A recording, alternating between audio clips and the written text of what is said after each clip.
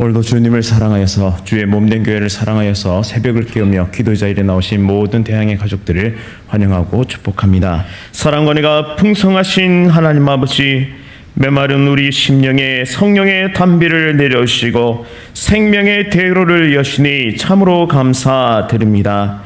하나님의 신실하신 은혜와 사랑을 공급하심으로 오늘 하루를 살아갈 수 있음을 고백합니다.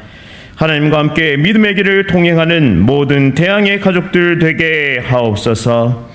대항교회가 날마다 말씀과 기도로 든든히 서가게 하옵소서. 담임 목사님 가운데 늘 함께 하셔서 세임과 능력을 부어 주옵소서.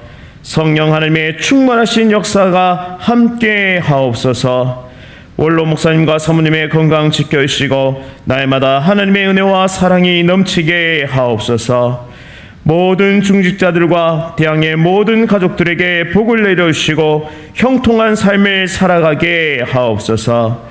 여러 가지 질병으로 고통받는 성도들을 치료하여 주옵소서. 다음 세대가 말씀과 기도로 잘 자라가게 하옵소서. 군복무 중인 주의 자녀들, 타지에 나가 있는 주의 자녀들도 눈동자와 같이 지켜 주옵소서. 선교사님들의 가정과 사역 위에 성령 하나님의 놀라운 은혜가 함께 하옵소서. 하나님께 영광 돌리는 귀한 천사 찬대의 찬양을 받으시고 하늘의 크신 은혜와 복을 내려 주옵소서. 오늘 쉬는 말씀의 한 절 한 절을 붙잡고 험한 세상을 이기며 승리하는 우리 모두 되게 하옵소서. 예수 그리스도의 이름으로 간절히 기도드립니다. 아멘. 오늘 하나님께서 우리에게 주시는 말씀은 창세기 47장 27절부터 48장 7절까지의 말씀입니다. 구약 성경 75페이지에 있습니다. 창세기 47장 27절부터 48장 7절까지의 말씀, 한 절씩 교독하실 때에 살아계신 하나님의 음성 들으시기 바랍니다. 이스라엘 족속이 애굽 고센 땅에 거주하며 거기서 생업을 얻어 생육하고 번성하였더라. 야곱이 애굽 땅에 17년을 거주하였으니 그의 나이가 147세라. 이스라엘이 죽을 날이 가까우매 그의 아들 요셉을 불러 그에게 이르되 이제 내가 내게 은혜를 입었거든 청하노니 내 손을 내 허벅지 아래에 넣고 인애와 성실함으로 내게 행하여 애굽의 나를 장사하지 아니하도록 하라. 내가 조상들과 함께 눕거든 너는 나를 애굽에서 메어다가 조상의 묘지에 장사하라. 요셉이 이르되 내가 아버지의 말씀대로 행하리이다. 야곱이 또 이르되 내게 맹세하라 하매 그가 맹세하니 이스라엘이 침상머리에서 하나님께 경배하니라. 이후에 어떤 사람이 요셉에게 말하기를 내 아버지가 병들었다 하므로 그가 곧 두 아들 므낫세와 에브라임과 함께 이르니 어떤 사람이 야곱에게 말하되 내 아들 요셉이 내게 왔다 하매 이스라엘이 힘을 내어 침상에 앉아 요셉에게 이르되 이전에 가나안 땅 루스에서 전능하신 하나님이 내게 나타나사 복을 주시며 내게 이르시되 내가 너로 생육하고 번성하게 하여 내게서 많은 백성이 나게 하고 내가 이 땅을 내 후손에게 주어 영원한 소유가 되게 하리라 하셨느니라. 내가 애굽으로서 내게 이르기 전에 애굽에서 내가 낳은 두 아들 에브라임과 므낫세는 내 것이라. 루벤과 시몬처럼 내 것이 될 것이요 이들 후에 내 소생은 내 것이 될 것이며 그들의 유산은 그들의 형의 이름으로 함께 받으리라. 내게 대하여는 내가 이전에 밧단에서 올 때 라헬이 나를 따른 도중 가나안 땅에서 죽었는데 그곳은 에브랏까지 길이 아직도 먼 곳이라. 내가 거기서 그를 에브랏 길에 장사하였느니라. 에브랏은 곧 베들레헴이라. 아멘. 세대를 이어 전수되는 하나님의 꿈, 세대를 이어 전수되는 하나님의 꿈이란 제목으로 말씀의 은혜를 나누고자 합니다. 고센 땅은 강의 하류 지역이었는데요. 그래서 그곳에는 사람들이 살지 않았습니다. 따라서 이스라엘 백성은 거기에서 오롯이 자신의 문화와 또한 삶을 영위할 수 있었습니다. 하나님은 이스라엘 족속에게 복을 주셔서 고센 땅에 거주하며 생육하고 번성하는 복을 허락해 주셨습니다. 이 복은 아브라함과 이삭과 야곱과 함께 하신 또 하나님께서 주신 약속의 성취인데요. 특별히 야곱에게는 땅의 복과 자손의 복과 임마누엘의 하나님의 복을 약속하셨습니다. 물론 고센은 임시 처소입니다. 그들은 약속의 땅인 바로 가나안을 취하게 될 것입니다. 당시 근동 지방은 기근으로 인해 매우 심각한 굶주림에 처해 있었습니다. 애굽에 비축된 식량으로 겨우겨우 연명하는 수준이었죠.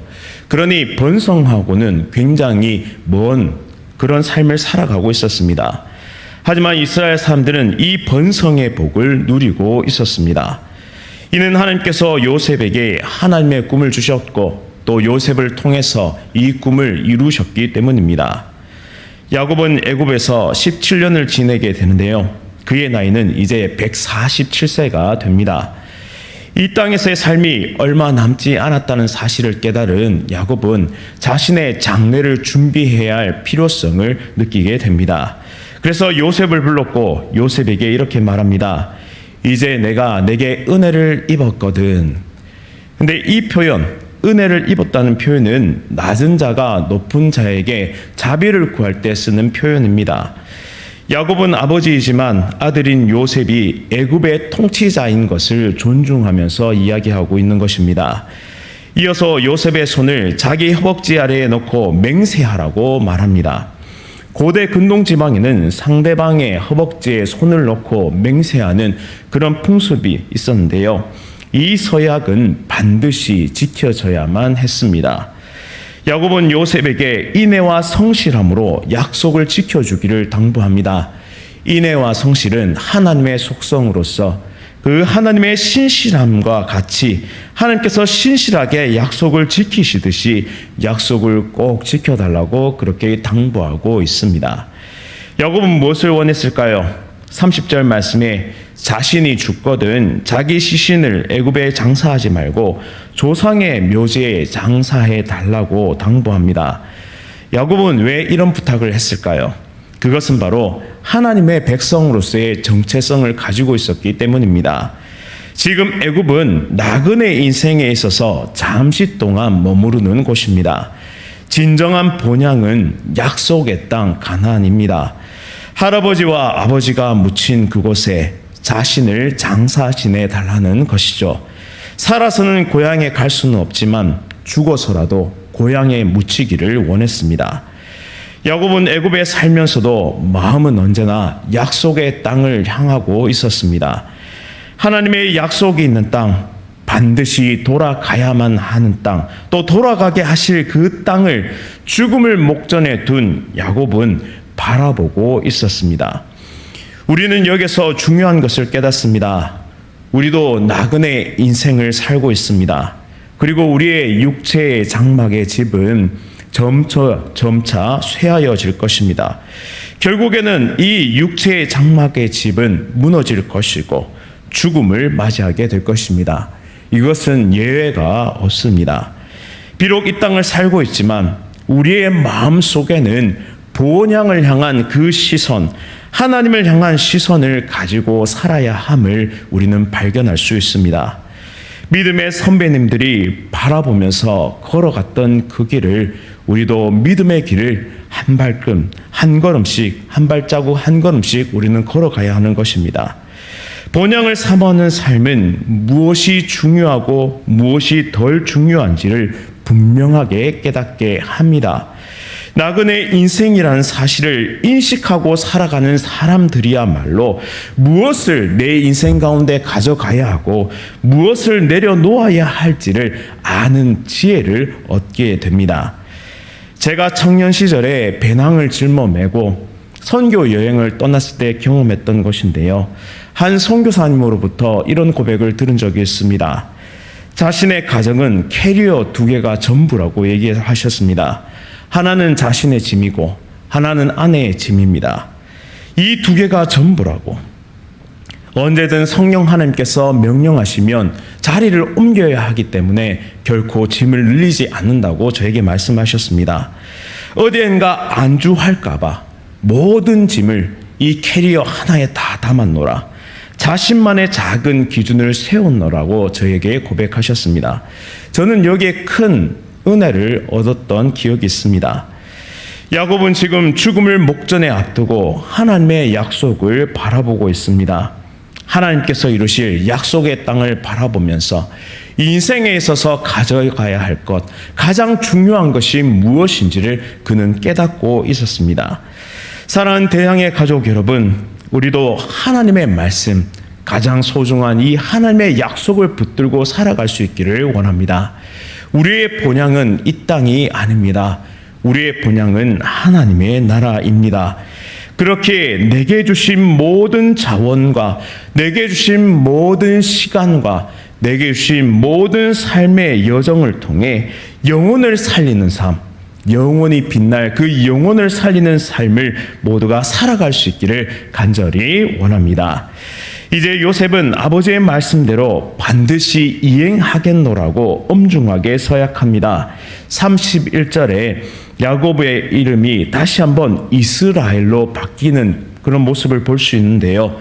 이스라엘은 침상머리에서 하나님께 경배합니다. 그 속에는 깊은 감사가 나타납니다. 먼저 요셉을 지켜주셔서 감사했습니다.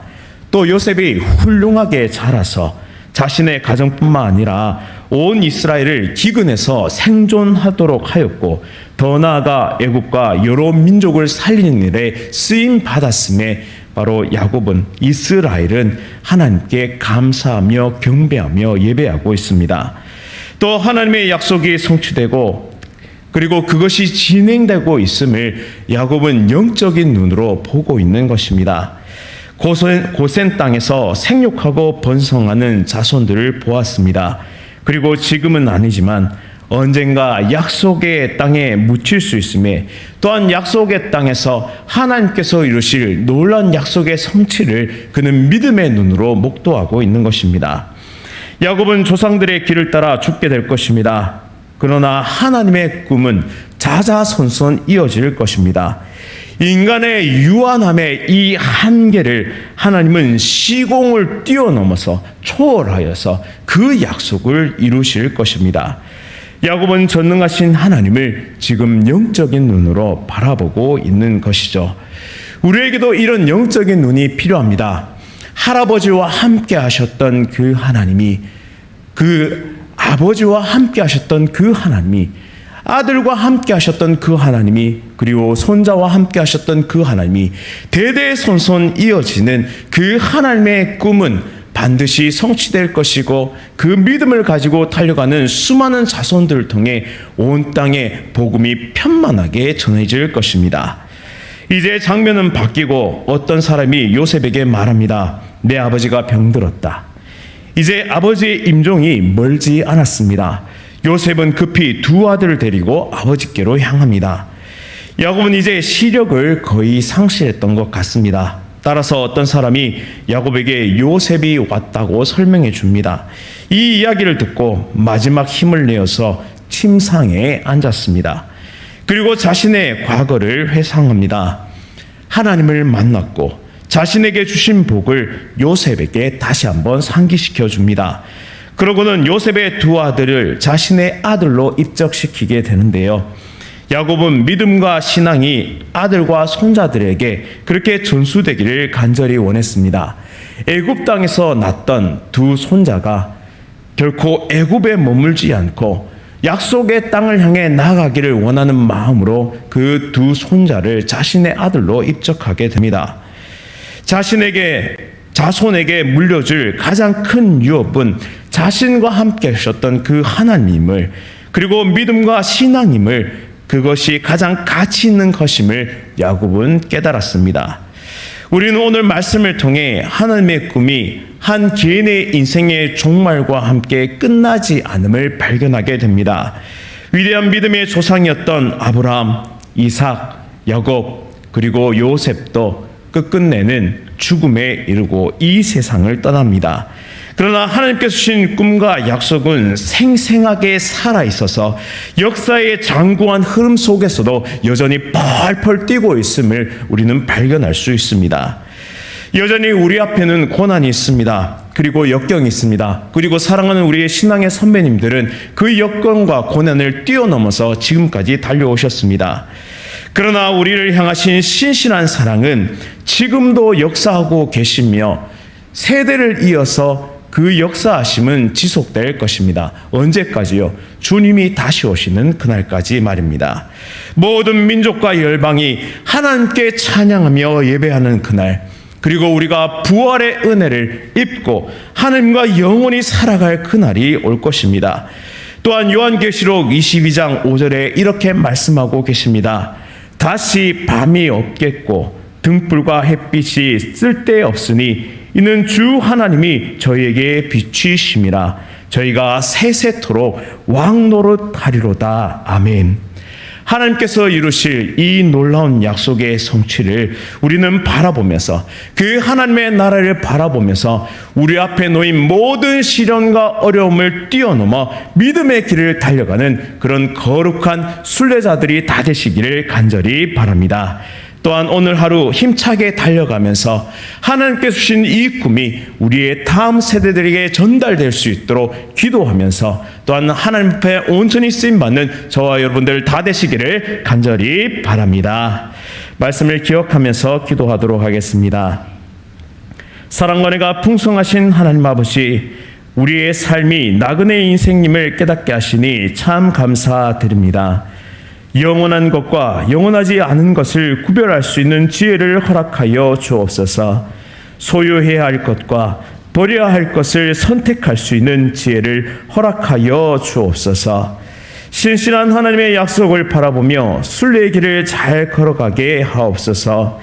우리의 인생이 유한하지만 시공을 초월하여 약속을 이루시는 하나님의 신실하심을 발견하게 하시니 참 감사드립니다. 비록 오늘 내 앞에 펼쳐진 상황과 환경이 어렵고 힘들지만, 이 고난의 연속인 인생이지만 모든 성도의 삶을 형통케 하시며 복을 주시는 하나님, 끝끝내 약속을 이루시는 하나님을 바라보게 하옵소서.